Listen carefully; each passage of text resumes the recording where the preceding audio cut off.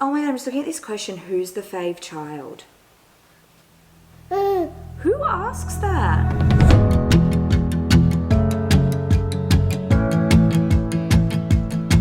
Hi guys, welcome back to my channel. I have had a little break from YouTube, but I want to jump back into it. I think a little break was nice, but because I feel like you guys have missed out on the last maybe 2 months of my life, I feel like we need to do a little catch-up life update / Q&A video to start off.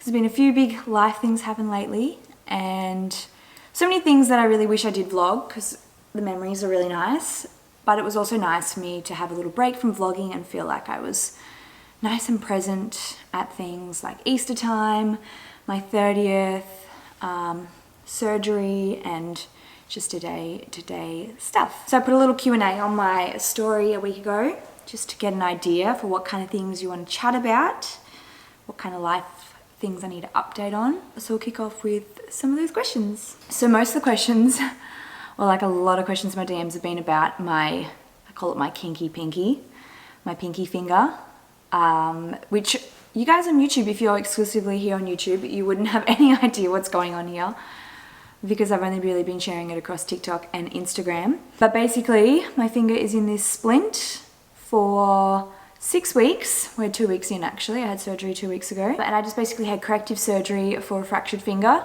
Kind of funny story. I went to Baby Bunting to get something for Zimmy and was by myself and was having just like a terrible shopping experience. She was unwell and like screaming, which is just so not like her. And I couldn't settle her and I didn't have a carrier or a pram, so I really wanted to get this thing for her and leave. So I asked a shop assistant to help me out to the car with my huge box. Anyway, long story short, she had to put it in my passenger seat and she fractured my finger in doing so. I didn't say anything, I just smiled through my teeth and waved and said thank you, and then pretty much cried the whole way home. Anyway, I didn't get it looked at for a month because I thought it was just bruised, and it turns out my finger was fractured and I had to have it corrected with surgery. Came out of surgery, I'll put a little clip here, there's a clip from my TikTok. Came out of surgery in like a full arm cast. I thought they'd amputated my finger for a hot second. And then got transferred into this a few days later. There's actually a screw inside my finger, or a wire, that is coming out in a couple of weeks, so you can kind of see it, like without this one you can see it externally. So this is all to protect my finger and bones so they can heal. But yeah, it's been an ordeal. Like, I didn't realize how annoying this would be. It finds its way into everything. It is just obnoxious. It is ugly. And like, all this for a little pinky finger that got broken by a box at Baby Bunting. Who would have thought? Anyway, we're on the mend. I'm glad I had the surgery because otherwise I would have had a kinky pinky for the rest of my life. And I wasn't down for that. So that's the story of the finger. Hopefully she's all better. In a month I can get this all off. Because it's been a bit of a ride and I've had to not exercise and so many things that I can't do. I can't get it wet, so I haven't been able to swim, haven't been able to really shower the kids.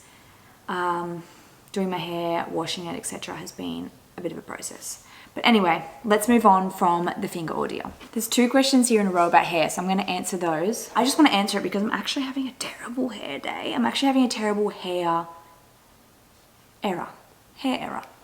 And I want a drastic change so bad. I thought for summer I wanted to go really, really blonde. And so I went like full head of foils and cut it shorter. It's sitting here, but now I feel like it's sitting at this like frumpy mid-length.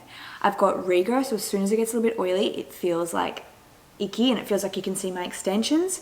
I'm loving the slick do just to put it all away because I'm not liking my hair at the moment. So someone asked if I want to get my bangs back, and I kind of really want to. I just want to have them like long, like swept.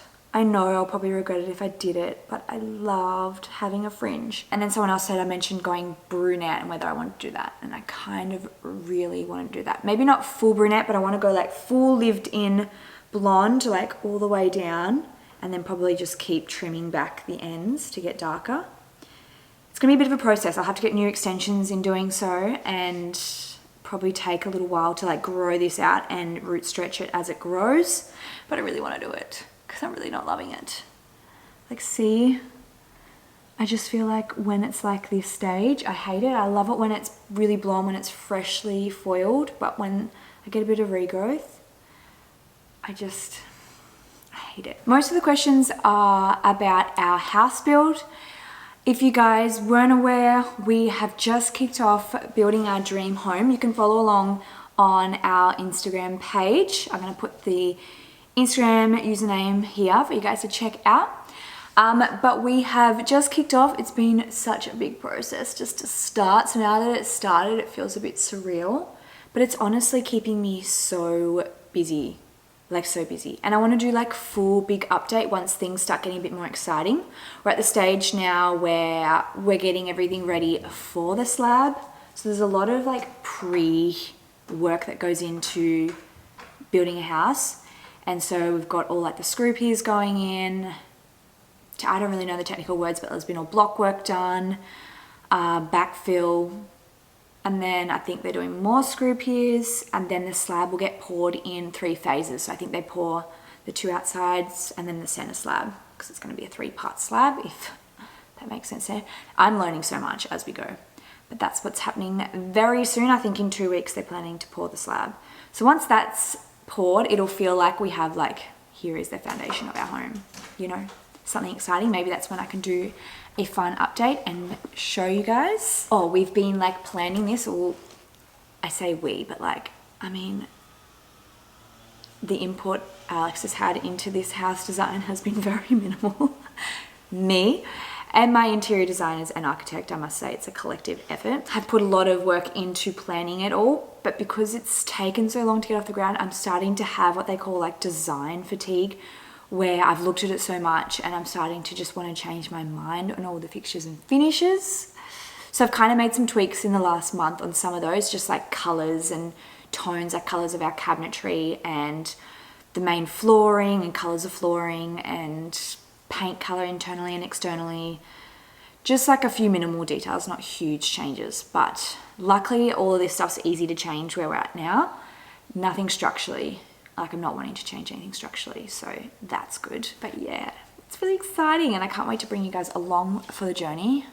Hopefully we get some good weather and smooth sailing. We won't be into the house until probably next year.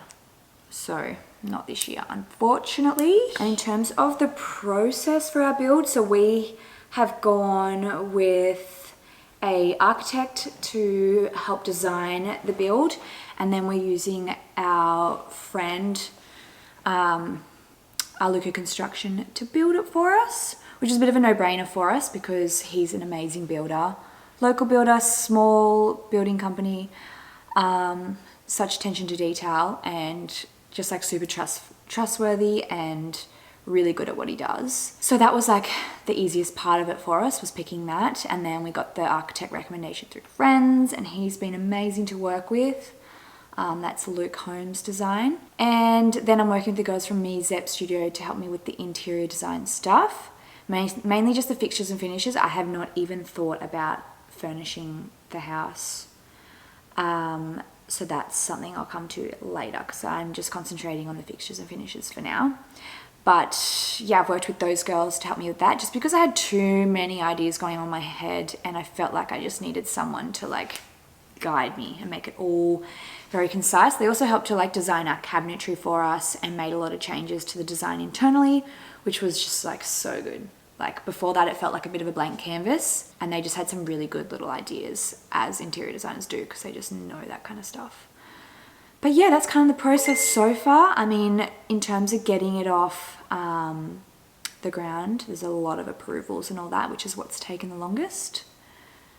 But yeah, that's basically the process so far. We sold our house in order to do this, so we're currently renting, and the same builder built this place that we're in now, which is why it looks like our last house, which is why you're probably very confused if you're looking at our stories and thinking it looks like we moved but we didn't, because we kind of did but we kind of didn't. Transition from 1 to 2 kids has been surprisingly a lot easier than I would have thought. Bowie's adapted really, really well to having a sister. Like, he is obsessed with her. No one makes her laugh the way that he does either. And like, he's he's gentle with her for a toddler. So he's not like super gentle, but he's gentle with her. Like I can tell he's trying to be gentle, but he's a little bit rough because he's a toddler and they just don't understand their own strengths. But he loves her and she's obsessed with him. I can just tell she's going to be like a little puppy dog following him around once she's on the move. She's almost on the move too because she's over 6 months now and she's trying her best to crawl. But otherwise, like the transition to 2 is less of a shock because you've done it all before and you're already in that phase of life. So it's not a big shock like having to go back to waking up in the night or nappies and all that sort of stuff. I feel like the age gap was really good because Bowie was just over 2 and he was able to communicate with us. Like his speech really has progressed a lot since he turned 2. And that made it so easy for us because he could really communicate what he needed. And I just found that his emotions were less heightened when he could just talk to us and explain what's going on for him. And it really, really helped for us. So I think that age gap has been really nice. And he's also quite helpful. Like he'll go and help us like grab a nappy. He's even attempted to wipe her bum terribly. And he's also pretty much toilet trained now as well. So it's been pretty easy all over. I think the transition from 0 to 1's a lot harder because obviously it's like the shock. Also the second child, I feel like they just come into your life, come under your wing and just go with the flow. And like your first child, a baby seems like really hard. Then you have a toddler and a baby comes along and the baby actually seems really easy in comparison to the toddler. Like they just lay there and don't move for the first couple of months. And their needs are fairly easily met, whereas the toddler is a little bit different. So the contrast makes the baby seem quite easy. And the main difference for us was that with the first, you can really just like lay around the couch, watch movies, and just really like nest in that little newborn bubble. But whereas the second, you've got a toddler and you've got to get out of the house and have an action-packed morning to keep them entertained. Alex did a lot of stuff with Bowie in the first like 3 months. Like he would take him out for the morning to get coffee or grab us coffee, and maybe go like do a little activity or something, like just to get him out of the house and leave me at home with Zimmy a bit, which was really nice. But I did feel like Bowie then became quite attached to Alex and I felt like I lost a bit of that attachment with him because I was spending so much time with Zimmy. But now at 6 months, we like everything's even back out again, and yeah, it's all back to normal. We're back all as a fam doing things together. Also, I feel like for the second child, you just have like a new sense of confidence as a mother because you've done it all before and it seems pretty easy now. So like first baby, because I had Alex here with me so much, we did everything together for Bowie, and it felt like if he was going to go away for a week, I would have been like pretty like stressed, like this is going to be a lot, I can't do it on my own. Now that we have the 2, if he was like, I'm taking Bowie away for the weekend camping, I'm like, thank you, that is a holiday, being left here alone with just Simi and I. So like I feel like it's all just relative to your new norm. And yeah, I think the transition from 1 to 2 has actually been really, really easy. And then in terms of more babies, or like a transition from 2 to 3, we are still very much undecided if we will have a third. I'm happy with the 2. Like I feel like my heart is really content with my 2 babies, but also never say never because I've loved this phase of like, I just love babies. They're so cute. I don't love the end stages of pregnancy. Like I'm not overly eager to be pregnant again at the moment. But I think for us, if we were to have a third, we'd just give it a few years and then see how we're feeling. So we're kind of on the fence. Not absolutely yes, not absolutely no. Who knows, maybe we'll have 4, I don't know. Where do you want to travel for your first family of 4 overseas holiday? Guys, I really want to go to Europe. I am working on convincing Alex that we should go to Europe this summer. You know, I just feel like we should do it. And I'm working on him and I think I'm wearing him down. I've just got a few more hurdles to get through. I gotta hope that flight prices come down, because when you have a kid over 2, you have to buy a full fare for them. So, well, it's actually not a full fare, they get a little discount, but the infant is cheap. Like I think I was looking tickets, and for Zimmy it was like $300. For Bowie it was like $2,000. And for Alex and I it was like $2,700 each when I was last looking. So I'm hoping for a flight sale to come up late European summer for us to go. And a few other hurdles, but that's where I really want to go. Otherwise I want to go somewhere summery and beachy where we can literally just be in like our resort and on the beach and doing all activities there, because that is just like a really easy holiday, especially with kids and nap times, etc. Not sure where exactly. I was planning a trip to the Maldives, but it is a bit of a mission to get to, so I've kind of put that on the back burner for now, and it's moving into their wet season. But somewhere like that, somewhere where it's just like you walk out of your hotel room and you're literally in paradise and you don't need to go anywhere else. That would be really fun with kids. I'm going to answer this question because I find it really interesting. Firstly, how's your sister doing? How's being a twin at this stage of life? Fave part and any challenge? So firstly, I'm not going to answer how my sister's doing because I feel like that's something she can answer. But in terms of being a twin at this stage of life, I feel like this is honestly the hardest stage for us, or for me, well, probably for us as being twins, probably the most challenging stage we've ever encountered. We're just in such different life stages and just living such different lives right now that it's probably the most challenging we've ever found it. So for my sister, like she's gone from having me living with her in Bali and traveling to moving to Australia, getting married and having babies. And so for her, it's like almost like not a breakup, but almost like having to share me with my children, because that's my main focus and I can't just drop everything and go like away on a girls' trip for a week here and there. And on the flip side, it really hurts me because she lives in Bali and she loves her life there and she'll probably always live there. But for me, it's just like quite, I don't know, I guess upsetting because I'm in this life stage of having kids and I wish she was too, so that we could be doing it together. I just always dreamt that we'd be doing this sort of thing together, and I would love if we were, and if she lived around the corner and we could just hang out on weekends or go for walks during the week and be doing these things that I'm doing as a mother together.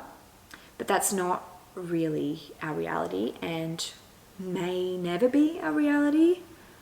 So I guess it's just kind of like processing that and accepting that, and I've accepted that. But yeah, to be brutally honest, it's probably the most challenging time for us because we are just living such different lives and we hardly get to see each other, to be honest, only a few times a year. And yeah, we've both got to kind of accept the fact that we're going to live 6 hours on a plane apart, probably forever, possibly, who knows, anything could change. But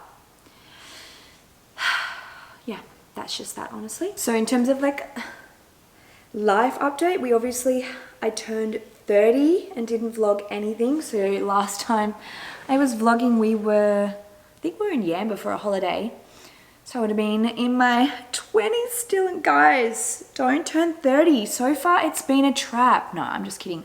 But since I turned 30, I feel like I've just hit issue or illness after illness. I think it's just like a shitty coincidence, but I had like the worst hangover. By the way, party was fun. We had a cosmic disco party with all our friends and it was such a fun night. It was like my one and only let my hair down, have a big night kind of thing, go off party. It was lots of fun, but the hangover was something else. We had Bowie and Zimmy stay here with Alex's mum, and we also had a babysitter for Zimmy for the afternoon. So the kids weren't there from sunset, which was such a good idea. Like, I'm so glad we did that because I could fully switch off. We were going to have like a babysitter or Kaz just put them to bed in the house where the party was at, but I'm so glad we didn't because I just wouldn't have switched off and I would have been like mum mode. But that was so great. And then yeah, woke up with the worst hangover, and it was my actual birthday the day after the party on the Sunday, and I spent my actual birthday so hungover. I ate pies. We went to a pub and I had like an eggplant palmy, and then I had Hungry Jacks for dinner. Like I packed all these bougie nice outfits, high heels, handbags, with the expectation that on my actual 30th birthday, we would go into Byron and go and have some beautiful long lunch and cocktails and dinner. That just was not where I was at physically as a 30-year-old on a hangover with 2 kids. Kaz brought the kids back at like 10 or 11 and I was like, oh dear Lord, how are we going to do this? It was torture. Thankfully it was my birthday, so I was like, Alex, this one's on you, buddy. This is my birthday present. You just, please, I cannot parent. It was horrible, guys. I don't know how people party and have kids. Like, you got to hire the babysitter for the day after. It's just... Anyway, that was my actual birthday, which kind of sucked. Then I had a spa day with my mum and my sister the following day, and that was just like brought me back to life, which was really good. But I got a sore throat, and then I got like, I think I had like a throat infection or something. So I got sick, right? Then I had my surgery on this bad boy, and the recovery for this was so much worse than I thought. But my sickness went away. So I was like, wow, I'm winning. 3 days, 4 days later, my sickness came back. And then that hung around for maybe a week. So Easter, I pretty much spent Easter sick, not feeling fabulous. Haven't been to exercise because of this as well. Then the following week, I started getting headaches. And then a few days ago, I got a raging migraine like I have never experienced before, like something fierce, this migraine. Zimmy was sick too, so she hadn't been feeding well. She was only exclusively breastfeeding, which we kind of give her bottle and breast, not taking the bottle, so just full on me. Raging migraine, which finally it's gone, which I think is a postpartum symptom from like hormones fluctuating. I'll talk about postpartum and breastfeeding, all that in a second. But yeah, that's pretty much what 30's been like for me. So I'm just hoping it's just like a little bad run, and then I'm gonna get this all taken off and I'm gonna be good as gold for the rest of the year. Oh, Wimmy's awake. Wimmy! What's happening? What's happening, Missy? Are you gonna be distracting? Yes. Yes, I am. So I was just having a little scroll through some of the messages. So many messages saying like, how do you stay organized, or like how do you balance it all, or how are you so motivated, and how do you juggle all these things? And I just want to go back to how I was feeling in the lead up to turning 30. I feel like it's a real thing that in that like month lead up to turning 30, there's just like so much reflecting. Like honestly, since I turned 30, I haven't really thought about it at all. But in that month leading up to turning 30, I was having so much self-doubt and so much self-criticism about how much, I guess about what the things I'm not doing, or if I'm not doing things well enough, or like, I don't know, I think I was just being really critical of myself and just overanalyzing everything, because obviously going into a new decade, I guess I was just sort of like thinking about where I thought I'd be or what the next decade's gonna bring. My 20s had brought me so much. Like, if I think back to where I was when I was 20, I was in uni, probably about second year. I was living in a little rental. Alex was probably helping to support me through uni a bit. I was working maybe 2 jobs. Just such a different person. I also was in the thick of a pretty bad eating disorder at that point in my life too, I think.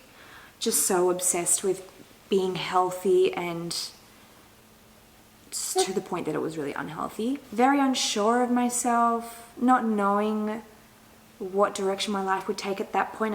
I think I just started posting recipes on Instagram at that point when I turned 20. So wow, that means it's been like a decade of doing that almost. But yeah. Then I finished my degree, published 3 cookbooks, 2 babies, married, a house, and then moving on to building our dream home now. I think I was also doing a lot of reflecting of like, yes, I've done a lot, but like what else do I have to do? And that was like eating me away a bit. Like, what am I going to do in my 30s? Like, what, you know, big life moments do I have left? Am I going to, you know, have I done everything too soon? Is that a thing? I don't know. And I was reflecting on like my uni degree. So I studied nutrition and dietetics for 4 years, right? Finished my degree, came out as a qualified dietitian. But after that, I basically went into publishing my books and being a content creator online, and then creating the Wholesome Store, so running an e-commerce brand. And so I feel like my nutrition stuff has kind of been shoved to the side a little bit, I guess. I mean, I am in this phase of having kids, so there's not a lot of time for other things. Yeah, I guess I like ponder on that a little bit, of like whether I should be doing more with that and if I'm not doing enough. But we're our own worst critic, right? Like of course there's things we could be doing, but then you got to look at what you are doing and be proud of that. So I just find it funny when there's messages being like, oh my god, how are you so productive? How do you do all these things? And then in my head, on the flip side, I'm there going like, am I doing enough? Why am I doing this? Why am I doing that? What else have we got in here, Zimmy? Oh, I wanted to talk about postpartum. There's some questions about Zimmy starting solids, but I'm going to leave that because I'm going to do a separate video on her starting solids next. I'm going to show some of the things I'm making, talk a bit about it, and just show her eating and what we're doing differently this time, and chat all about that and what we do with Bowie, etc.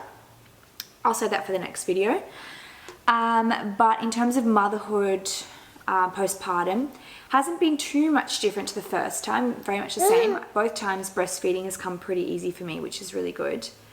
However, the only difference this time is we introduced a bottle with Zimmy straight away, having a bottle like once a day, and which worked really, really well for us. She hasn't had any nipple confusion, and she feeds really well at the breast as well, and takes a bottle perfectly, except the last week because she's been sick and just absolutely not having a bar of it. I think she's coming back though. But otherwise, we have started mixed feeding her with some formula at 5 months, so about a month ago, just before my birthday.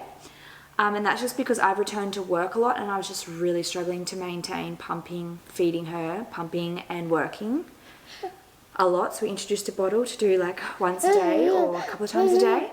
And then when my birthday happened and then I had surgery and I was on some pain meds and I didn't want to breastfeed her for a few days, I felt like my supply dropped heaps. And then I feel like my hormones have changed a bit since then. I felt like my period was coming back last week, but it hasn't. And then I got those migraines, which I think can be due to a hormone shift. But now she's been sick and all she's wanted to do is feed, so she's kind of probably boosted the supply back again, haven't you? Which is good, because I was a bit worried. Oh my god, I'm just looking at this question, who's the fave child? Who asks that? You do not have a fave child. What? Oh my gosh, I so could not have a fave child. That's so mean. Otherwise, motherhood, postpartum, it's all felt really the same. I've been back into exercising on my Peloton bike and I'm loving that. I had that postpartum retained placenta products about 6 or 8 weeks postpartum. I had to go in for surgery for that because I just kept bleeding. So that was probably the only main difference, which was like pretty shocking and a bit of a traumatic experience. But as soon as I had that surgery, everything was good again.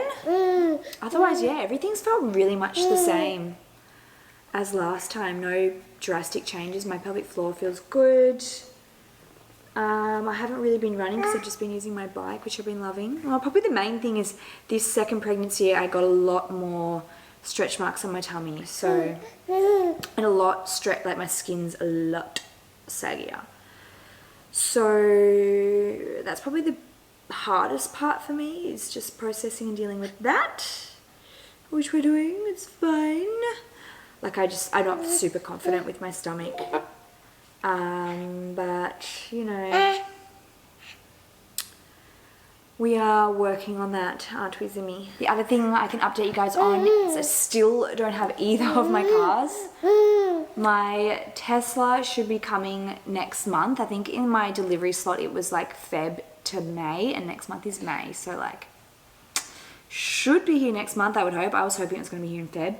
I actually already sold my car to my mum, so we're currently juggling one car as a family, so I'm looking forward to getting that. And then I have my Defender, which was supposed to be coming next year in 2024. So I am going to, I think my current plan, I'm always changing my mind, I think I'm going to take the Tesla when it comes in May and drive that until my Defender comes in July, and then sell my Tesla. Because the Defender was like the dream car that I really wanted. I just expected it to take over 2 years to come. And it came quicker. It's already built. But yeah, that was just a silly mistake by me. And then my mum bought my car a couple of weeks ago because her car broke, and she was like, can I buy yours? And I was like, okay. And she literally came and got it like an hour later. And then I was like, shit, I don't have a car. So we've been juggling one car, which can be a little bit tricky. Like right now, I cannot go anywhere because we don't have a car. Do we, Zimmy? We cannot go anywhere. Oh my gosh, you're gonna ruin my nice hairdo, Zimmy. You're gonna ruin my nice hairdo. I feel like that's a pretty big life update, guys. I'm excited to get back posting regularly. Once I stopped, I actually did film a video. I lie. I filmed a video, like a work week video, and I got towards the end of the week, and then my self-doubt creeped in, guys, and I started doubting what I was creating and thinking it was going to be a boring video and no one would want to see me. It was the lead up to our warehouse sale, so I felt like I was just like tagging clothes and like pricing things and organizing all the different sections and sitting on my computer a lot and looking at fabric swatches, and I was like, this is boring. I don't think anyone wants to see this. So I ended up canning the vlog and didn't finish it and deleted all the footage. It was just my own self-doubt creeping in, guys. But I want to get back regularly, so the goal is weekly to fortnightly, so you'll hopefully see some more regular videos. Especially now that Missy's a bit older and a bit easier, aren't you? A bit less demanding, aren't you? She's honestly an easy, happy, smiley baby. Like, look at her. She's so happy. Thanks for sticking around, and thanks for tuning in for this life update. And I'll see you guys in the next video, which will probably be baby-led weaning stuff and starting solids and recipes for babies and stuff. Mwah. Bye.